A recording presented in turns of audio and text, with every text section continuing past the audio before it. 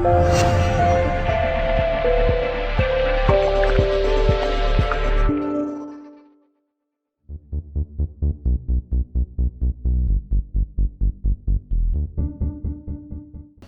congratulations. What pleased you most about tonight's win? The win. No, well, it was, like I said, it was a fairly professional job. I thought we were good value for the win. It was nice to get all three strikers on the score sheet. That's important. But yeah, it was we played a little bit better. We looked like we could control the ball a little bit better. So all round, I was just really pleased. Hednesford have been struggling for form, and they're trying to find the right formula for themselves. But you just have to do what you have to do and go and win games, and we've done that very well tonight. The players were very professional, particularly given that you lost one of them just in the warm-up, I think, Paul Conley. Yeah, that's my only worry going into the next month now, because we've got suspensions and the squad's might look a little bit thinner. We've got some options, but they're all in the positions where we're not losing players. So obviously it was a loss to have Paul out. Like I said, we've not had a lot of depth on the defence. Depth on the bench in that position, because we thought, well, we can always drop Danny back. So, but in a strange way, perhaps it helped because Danny got back to right back. We're at home. It gives Jamie Main a licence to play, and I'm delighted for him. It went so well. It certainly went well for your front two tonight. Do you start to now see a partnership flourishing there, establishing itself? Kind of. But I don't think they're both good strikers in their own rights. What I think is important is not so much the partnership between them two. It's the three really. John Marsden balancing off. They're starting to click in terms of what we want out of possession. I thought John Marsden again. I mean, I said to him on Saturday, I sort of congratulated him, not for the goals because everybody congratulated him, but his work out of possession, his set plays were all excellent last Saturday. And in terms of his energy and his protection of our midfield was brilliant again tonight. So he was one of the standout players for me again. It's nice for the other lads because we've been working and training on crosses. And it's nice for us to stand the ball up for them guys because they'll go and score goals, and it's nice for all three strikers to get a goal from a cross. And at the other end, suddenly Stockport County aren't conceding goals anymore. How have you managed to change that dynamic? Because County were leaking goals previously, and it's now 4 clean sheets in a row. Yeah, it's I've said in my programme notes about the structure of the team, in that we wanted to make sure we have a platform to go and win games, because previously we weren't blessed with lots of goals. So you want to make sure that if you do score, that it's a good chance of winning games. And we've seen some weaknesses in the defence, especially at Harrogate when they changed it and they upped the tempo and they threw on the quicker players, and they've got that kind of squad to be able to juggle around and put you under pressure. But for the last 4 games, I think it's you can the keeper. On Saturday, it's the back 4 one day, but I think Lewis Montrose is a really good holding midfielder, well supported by Eva, Carl and Jamie today.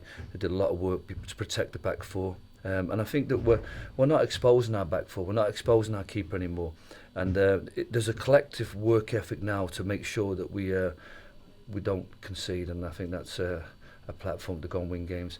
It's nice to have clean sheets.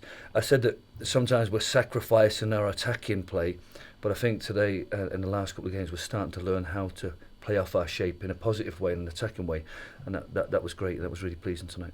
Somebody who doesn't always get the plaudits was somebody I didn't expect to play as much as he did tonight. It was Gareth Roberts at left back. I thought he had an outstanding game tonight. They kept putting young lads on, teenagers, nippy wingers, and he just batted them all away. Yeah, again, I think they started off with Digi in a sort of screening role, and then what we did is we sort of I have to sort of explain to the lads that we need a secondary strategy. If they get 2 players marking our striker, then we need to have an alternative one, and we struggled a little bit with that, but this is where you keep adding things, and our shape does sometimes expose Gareth, because if we play quite tight and narrow and Carl's central, then a lot of teams will try and exploit Gaz and Danny. But I thought tonight Gaz stood up to the task very well. It was between himself and Danny who we took off for that final sub, because we want to rest both of them. But given the age difference, I think because the physio's cautious of protecting Danny, we took him off with time to go on Saturday. And I thought, this is again, where we've got to manage players well. And fortunately, the result allowed us to get some players like Joe Garvin up to speed in case Gaz is not quite right, or if we need to tuck Carl into a central midfield role, then we've got Joe Garvin who can play off the left in a 3 or a 4. So all the time we're thinking about developing the squad, developing players that might come into our team shape, because we've got to be looking to the next game and the game after that, because we certainly want to keep this run going. Well, it's 3 wins now in a row and 3 clean sheets. You've not got your eye on that 9 in a row again, have you? No, that's a league record. I don't know what the non-league record is. No, it's pleasing because everybody's gone away pleased. I mean, strikers always want to score.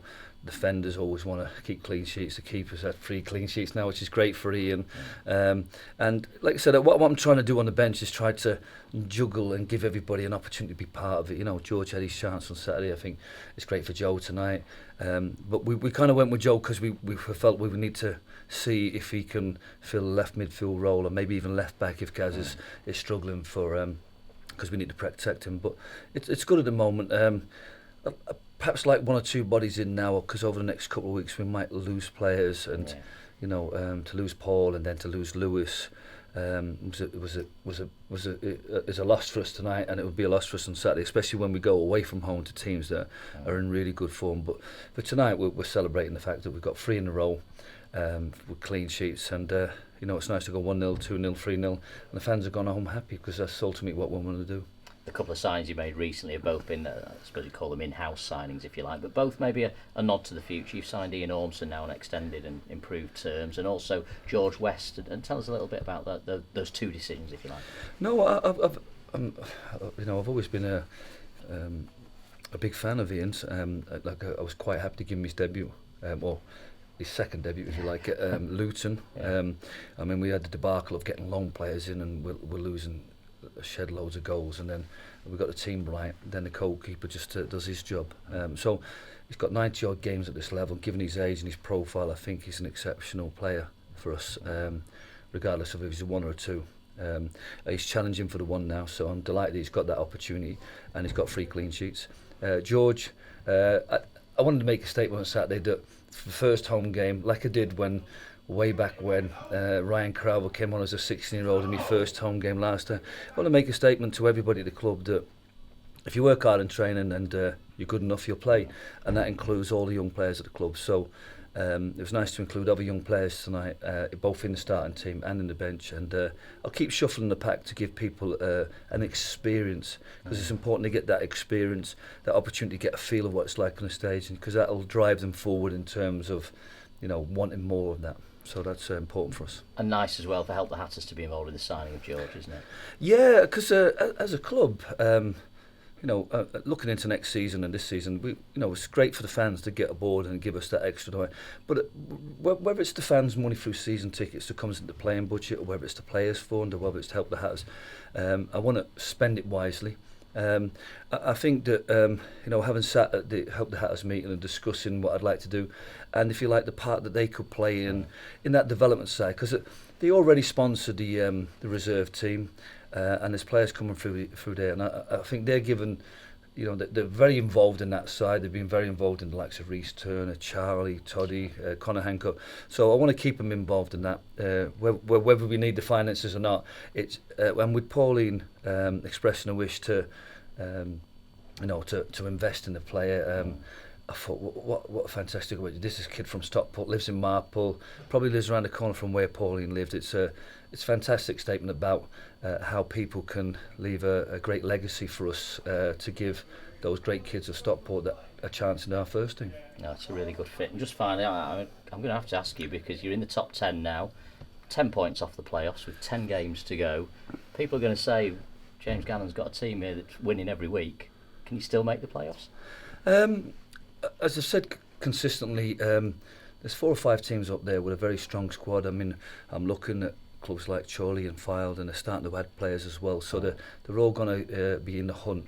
And if they're getting 2 points a game consistently over the course of the season, then for us to close the gap of 10, 9, 10, 11 points, we need to win 10 in a row and get 3 points to make up 1 point every week. It's a tall ask.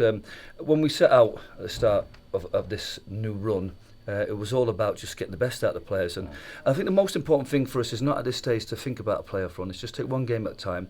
I think what we've seen over the last couple of weeks is that the manager's first thing is to get the best out of your players. Whether they're yours or somebody else's, or whether they're from the youth team or they're experienced ex-league players, it's just get the best out of them. And I think we're starting to see that, and that was really important. And I'm really pleased for the players because they probably were a little bit disappointed that they weren't playing as well as they could. So the most important thing is get the best out of the players, and then just take one game at a time.